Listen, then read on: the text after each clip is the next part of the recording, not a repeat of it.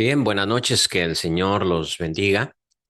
Siempre es bueno estar acá y siempre es bueno aprender más de la palabra de Dios, sobre todo ahora que estamos estudiando el libro de Proverbios, ya vamos adentrándonos a su contenido.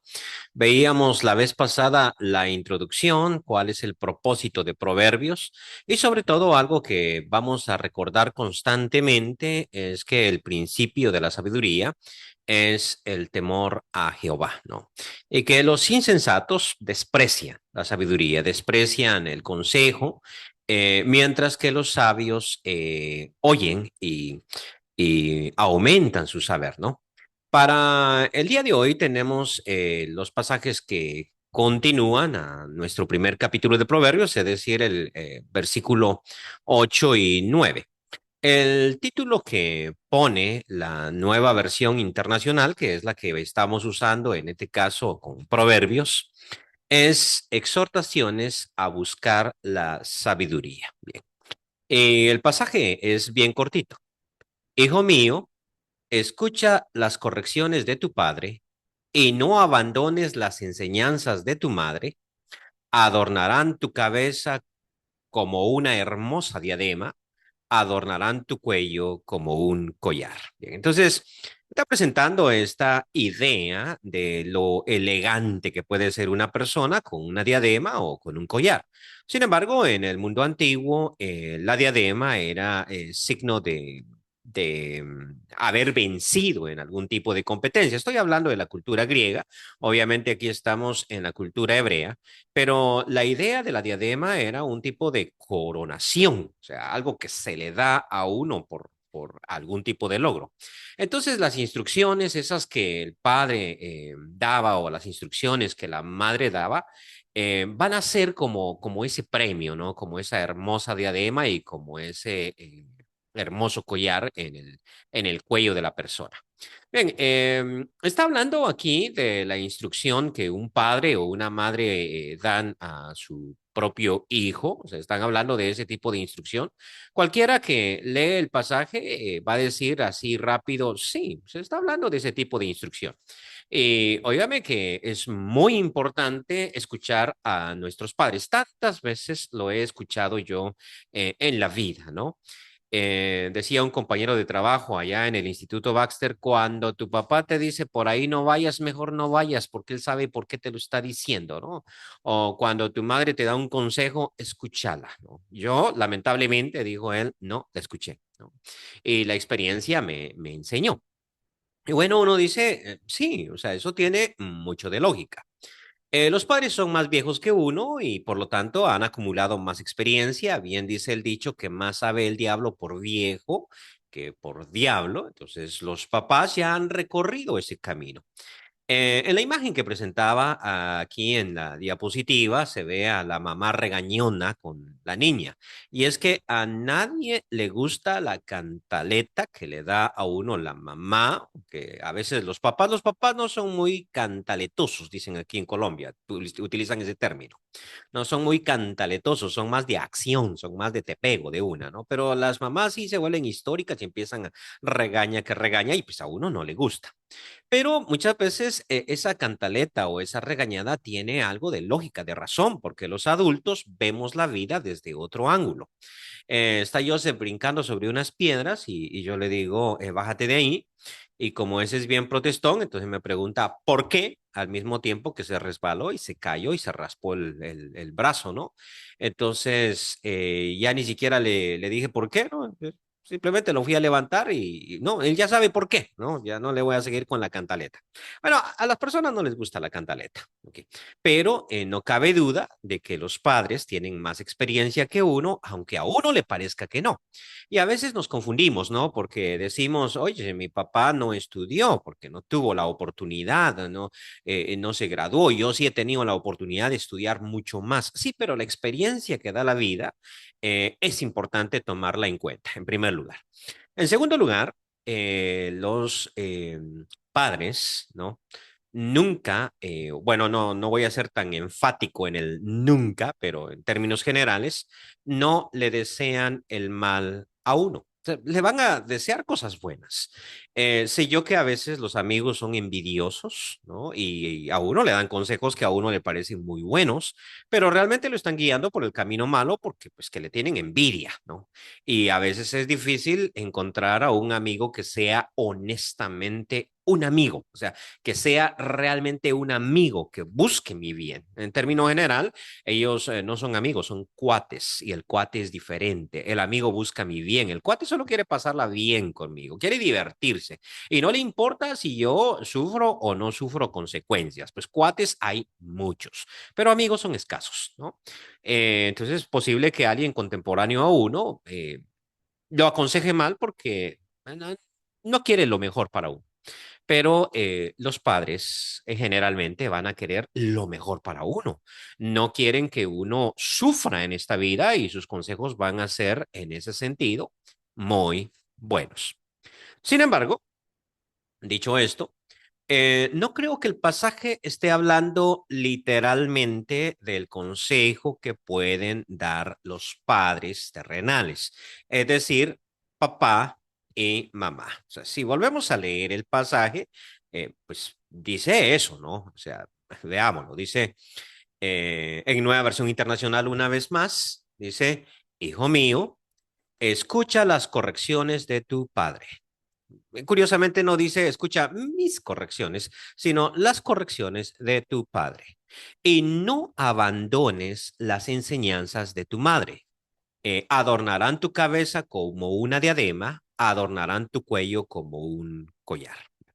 Pero para no decir acríticamente, oye, los consejos de papá siempre son correctos, hay un par de pasajes del Nuevo Testamento que quiero tocar con respecto a ese tema. El primero de ellos se encuentra en Primera de Pedro, su capítulo 1, su versículo 18 y 19. Dice literalmente, sabiendo que fuiste rescatados de vuestra vana manera de vivir, la cual recibiste de vuestros padres, no con cosas corruptibles como oro o plata, sino con la sangre preciosa de Cristo, como de un cordero sin mancha y sin contaminación. Entonces, este pasaje es bien interesante, ¿no? Porque me dice a mí, ¿ok? Que Cristo me rescató, ¿no? Y me rescató, y el rescate en el tiempo antiguo significa compra, ¿no? Porque uno rescataba a un pariente del mercado de esclavos. Entonces Cristo me rescató. Y el precio que dio por mí, pues no fue oro, no fue plata, sino fue su preciosa sangre. Lo interesante es de qué nos rescató, o sea, de qué situación nos rescató. Uno esperaría, hoy se te rescató del diablo, ¿no? Eso sería muy coherente con la teología bíblica. Y la otra posibilidad es te rescató del pecado. Listo.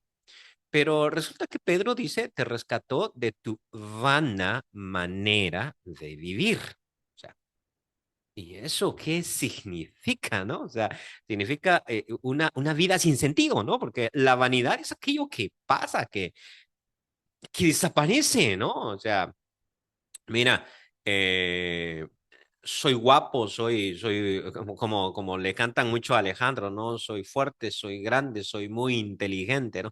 Entonces, oye, soy guapo, eso es vanidad, ¿no? Tengo ropa, tengo dinero, eso es vanidad, esa pasa. Y cuando uno observa a su alrededor, la gente es sumamente vanidosa, por eso es que gasta más en el celular que en comida, ¿no? Invierte más en cosas que son tan banales, tan pasajeras, ¿no?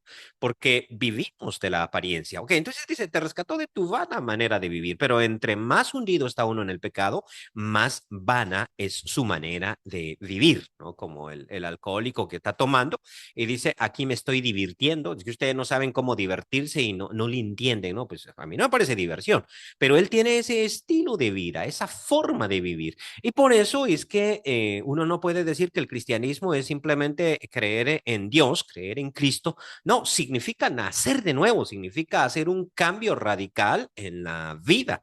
O sea, ser rescatado no solo del diablo, que eso es bíblico, no solo del pecado, eso es bíblico, sino de tu vana manera de vivir. Entonces, todos los que andamos en el mundo tenemos una vana manera de vivir. Correcto, correcto. Ellos solo piensan en lo terrenal, dijo el apóstol Pablo.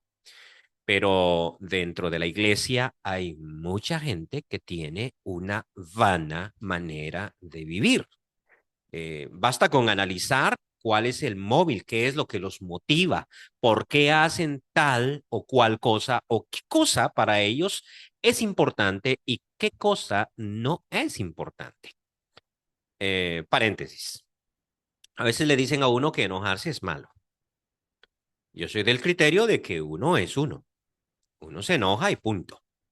El apóstol Pablo tenía un carácter terrible cuando era fariseo y cuando fue cristiano, pues también.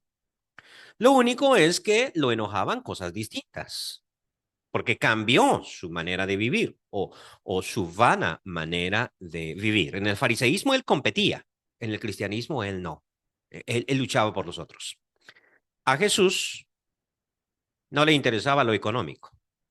Y prueba de eso es que él no administraba la bolsa de la ofrenda, que cualquiera hubiera hecho. O sea, aquí la plata la administro y yo, ¿no? Sino que se la dejó a Judas y sabía que el tipo hacía malversación y sin embargo no le llamó la atención por eso. Quizás tuvo algunas otras razones teológicas para no hacerlo, no voy a especular acá sobre eso, pero de que no lo hizo, no lo hizo. Sin embargo, cuando vio cómo los líderes judíos religiosos habían corrompido el templo, ¡ay, sí!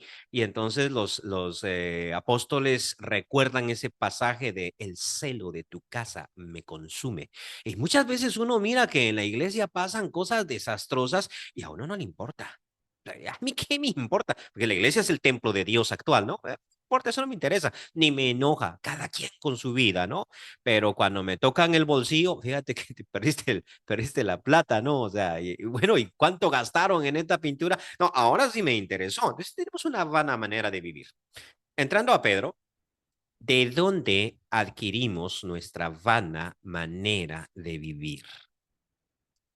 Pedro dice, la adquiriste de tus padres, la cual, dice, adquirimos de nuestros padres, ¿no?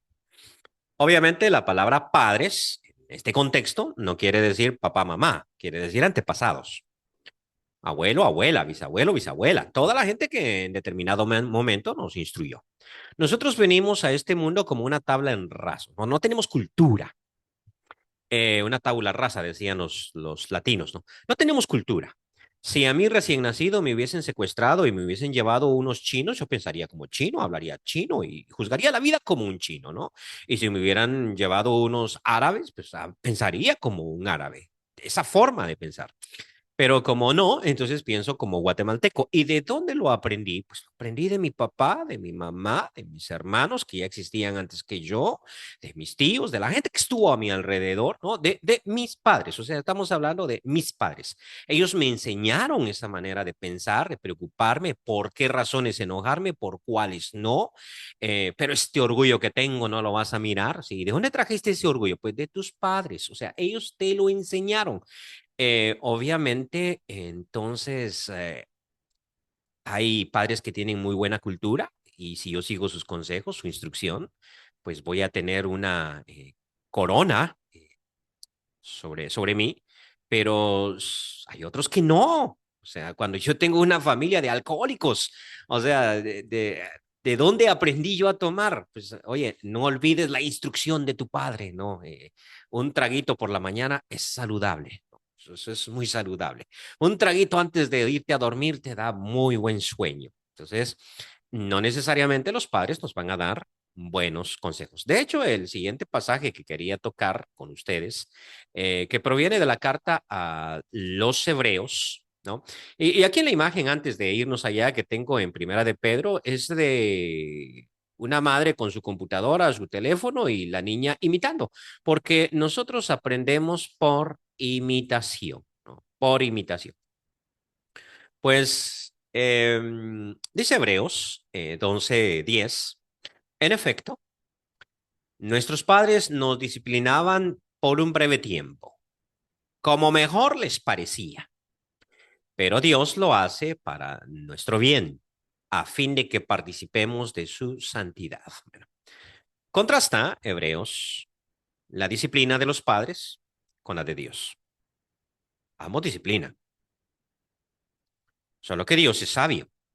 Entonces nos disciplina siempre para lo mejor, lo excelente, que participemos de su santidad. Los padres no.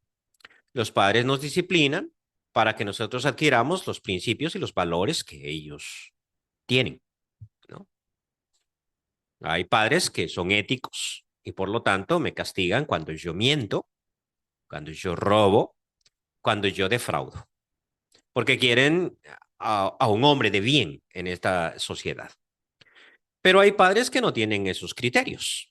Y como no tienen esos criterios, entonces me disciplinan para que yo adquiera plata. O sea, la plata no la pierdes, ¿no? O sea, no seas tonto. O me disciplinan para que yo sea, tenga algún título. O sea, quiero que seas médico, que seas abogado, y por lo tanto te disciplino para eso. La imagen que tengo acá en este pasaje es la imagen de los espartanos, porque si algunos disciplinaban a sus hijos, esos eran los espartanos. Yo sé que hay sociedades que son alcahuetas, ¿no? Eh, por ejemplo, la sociedad norteamericana, sobre todo del norte, ¿no? Que uno no puede tocar a un niño porque ahí hay un montón de entrometidos que llaman a la policía y a uno le quitan el niño. ¿No? Entonces es una sociedad sumamente alcahueta. En Estados Unidos del Sur, no, ahí sí los gringos le pegan a sus hijos. Eso me consta. ¿Verdad? Ellos sí lo hacen. Pero si una sociedad podía jactarse de disciplinar a sus hijos, era la sociedad espartana. En principio ellos querían hijos perfectos. Cuando un hijo nacía defectuoso, ellos lo botaban allá en un acantilado y moría el pobre niño. Entonces querían hijos perfectos. Pero a ese niño no lo consentían. De hecho, los historiadores o los historiadores de la época, ¿no? Los cronistas de la época, nos cuentan a nosotros que los espartanos tenían un gran imperio, mucha plata, pero que comían horrible. Y decían, pues, ¿para qué quiere uno plata si va a comer de esa forma? O sea, ellos sí comían, por decirlo así, solo frijolitos. Y al niño no le den otra cosa, ¿no? Más que hierbitas, no le den otra cosa más que arroz y puro arroz, ¿no? Y eso, ¿por qué? Si tú tienes para darle, ¿no? Sí, pero es que tengo que disciplinarlo para que crezca hombrecito, ¿no? Para que aguante. Y no le vamos a dar de comer el día de mañana, ¿no? Y de hecho, los espartanos los mataban de hambre a los niños. O sea, los pobres andaban hambrientos y robaban. O sea, los niños espartanos eran famosos por andar robando siempre. Pero eso sí, si los encontraban robando, les pegaban una paliza, pero de las buenas. Pero, atención, no por andar robando, sino por dejarse. O sea, porque lo encontraron, porque no supo robar o porque lo agarraron y no corrió lo suficientemente rápido. Entonces, qué interesante, ¿no? O sea, ¿por qué me estás pegando, papá, por robar? No, por robar no, no, sí, o sea, te estoy matando de hambre para que robes, pero aprende a robar, o sea, aprende de un profesional como yo. Entonces, los espartanos hacían eso, o sea, te castigo, pero ¿por qué te agarraron, no? Eh, bueno, no soy tan viejo, pero sí he conocido a personas que en este mundo pues, enseñan en ese sentido, ¿no? Y por eso es que dice Hebreos, ¿no? Pues a nuestros padres, eso nos disciplinaron. Podía él decir a la iglesia, levante la mano a aquel que nunca le pegaron de niño. Bueno, todos nos pegaron, ¿no? Y luego podía él decir, Bochi, ¿por qué te pegaron, no? Y iban a haber muchas razones. ¿Por qué te disciplinaron? Muchas razones. Según a lo que los padres, pues, creían conveniente. ¿Te dejaron sin comer? Sí. ¿Te levantaron a las 5 de la mañana? Sí. ¿Por qué? Bueno, por las cosas que a mi padre le parecían convenientes. Pero fíjate que Dios utiliza otros criterios. Entonces, no siempre la educación de los padres es la correcta. Y a veces a los padres, pues, simplemente sus hijos no les interesa. Hace poquito conocí a una persona que me dejó con la boca abierta, ¿no? Porque esta señora, pues, tiene una hija de 15 años.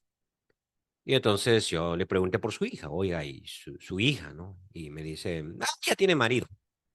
Y entonces yo le pregunto, ¿y por qué la dejó? Me dice, "Pues, como no es mi vida, ella es la que se está tirando la vida. Ok. Bueno, dije yo, esto no es mi cultura, ¿no? Esto no es mi cultura, pero bueno, Ya cada quien con su rollo, con su asunto, ¿no? Entonces, cuando la Biblia dice, oye, no olvides las instrucciones de tu padre, o sea, no te alejes de las instrucciones de tu madre, no está haciendo per se la idea, no está dando la idea de que las instrucciones del padre o de la madre son infalibles. Aquí lo que está sucediendo es otra cosa y que en Proverbios va a ser muy típico. Proverbios es un libro un tanto místico, sí. Aquí va a hablar, y eso lo vamos a ver dentro de, no estoy seguro si 8 o 15 días, va a hablar la sabiduría. No, esto sucede mucho. Resulta que en el Antiguo Testamento el término sabiduría, okma, es un término femenino, y muchas veces dentro de los libros de sabiduría, no solamente en Proverbios, también en el libro que lleva ese título de sabiduría o en eclesiástico, que son dos libros que aparecen en la Biblia católica, no la Biblia evangélica, aparece mucho esta figura que se llama personificación. O sea, personificación. Eso significa que las cosas inanimadas de pronto cobran vida. Lo vimos en el libro de los Salmos. Los cielos cuentan la gloria de Dios. Muy bien, los cielos no cuentan, no hablan, son inertes. Sin embargo, dentro del Salmo, los cielos cuentan. Bueno, eso es una personificación. Y la idea es que los cielos hablan de alguna manera y comunican la grandeza de Dios.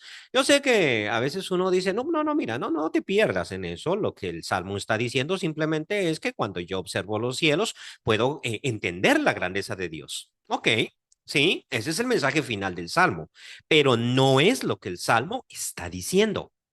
El Salmo no está diciendo, cuando tú ves el cielo, entonces comprendes qué tan grande es Dios. No, el Salmo está diciendo, los cielos cuentan la gloria de Dios, ¿no? Y una noche a otra noche anuncia la sabiduría. Es una personificación, ¿no? En Proverbios sucede lo mismo. La sabiduría va a hablar como una mujer, capítulo 9. O sea, es una mujer, lanza un discurso. De hecho, el mismo capítulo 1 me va a decir que la sabiduría clama en las calles, o sea, como si fuera una persona, ¿no? Como si fuera una mujer. Pues es femenino, ¿no? El término, como si fuera una mujer, la sabiduría clama en las calles. Y de hecho, anticipando lo que vamos a ver ya al final, la mujer virtuosa de la que habla Proverbios 31 no es ni más ni menos que la sabiduría con la que uno puede casarse. O sea, todas las cuestiones que habla de ella tienen que ver con lo que Proverbios ha dicho de la sabiduría. En este caso, la sabiduría se personifica como un padre o como una madre. Y eso es lo que va a hacer a continuación. Vamos una vez más el texto, por ejemplo. Dice, hijo mío, la sabiduría está hablando. Hijo mío, escucha las correcciones de tu padre, es decir, mis correcciones. Y no abandones las enseñanzas de tu madre, es decir, mis enseñanzas. Yo soy tu padre y soy tu madre. Adornarán tu cabeza como una hermosa diadema. Adornarán tu cuello como un collar.